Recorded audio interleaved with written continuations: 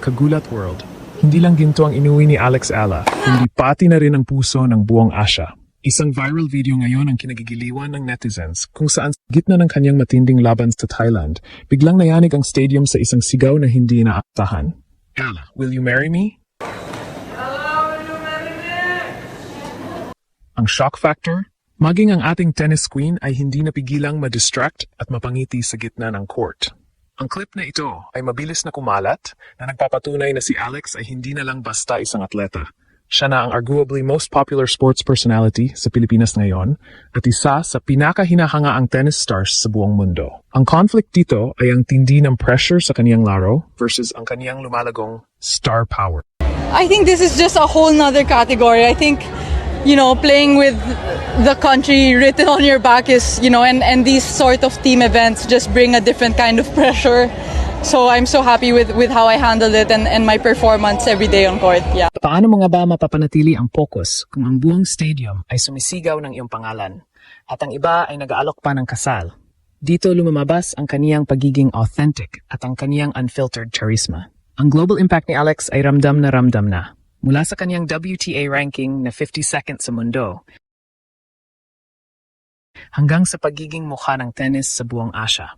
Hindi na lang siya the girl from the Philippines. Siya na ang global icon na tinitingala maging ng mga international fans. Ang kaniyang heroic stand sa bawat laban ay hinaluan na ngayon ng celebrity status. Ito ang tunay na Pinoy pride. Ang makita ang isang Pilipina na hindi lang kinatatakutan dahil sa galing, kundi minamahal dahil sa kaniyang pagkatao at humility. Sa kabila ng lahat ng hiyawan at pansin, nananatiling nakatapak sa lupa ang mga paa ni Alex, bit-bit ang disiplina na nagdala sa kaniya sa rurok ng tagumpay. Ano nga ba ang naging reaksyon ni Alex matapos ang viral propose na yon? At paano niya nagawang bumalik sa beast mode para itala ang kaniyang makasaysayang ginto sa SEA Games?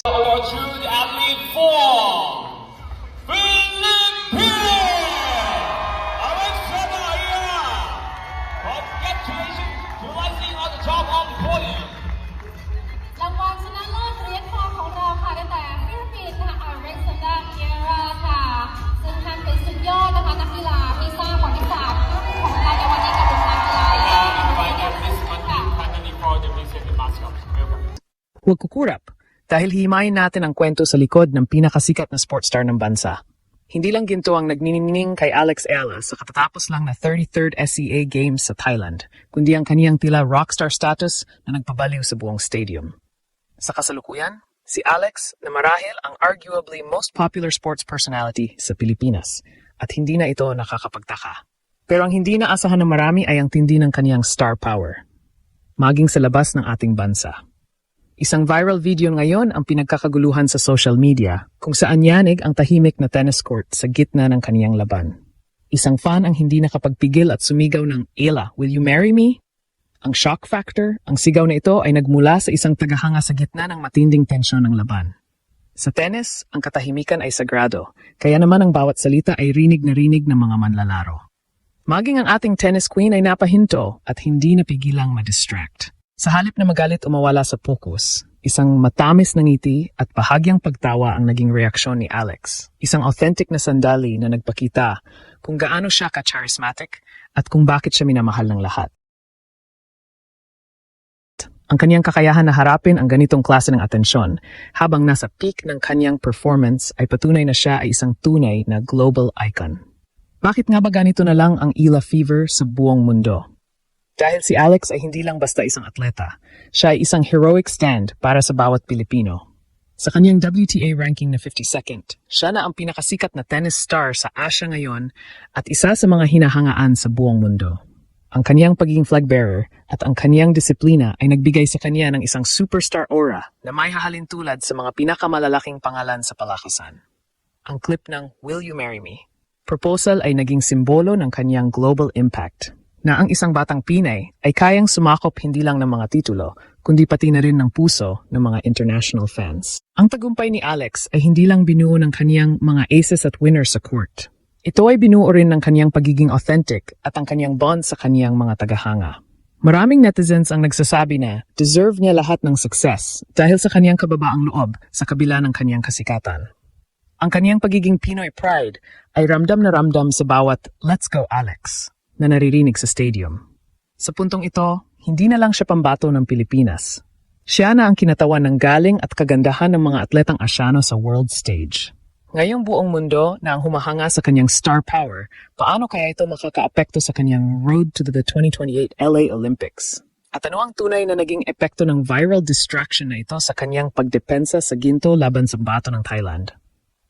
Huwag aalis dahil sa susunod na bahagi, himayin natin ang kaniyang beast mode matapos ang viral proposal. Sa gitna ng nakakabinging katahimikan ng National Tennis Development Center, ang sigaw na, "Ayla, will you marry me?" ay tila nagsilbing apoy na lalong nagpainit sa laro ni Alex. Ang shock factor dito ay hindi lang ang mismong proposal, kundi kung paano ito hinarap ng ating pambato. Sa halip na mawala sa focus o magpakita ng pagkairita dahil sa ingay sa maling oras, isang authentic na ngiti ang ibinigay ni Alex bago siya bumalik sa kaniyang ready position. Ang sandaling iyon ang nagpatunay na si Alex Ayala ay hindi lang isang elite athlete, siya ay isang natural-born superstar.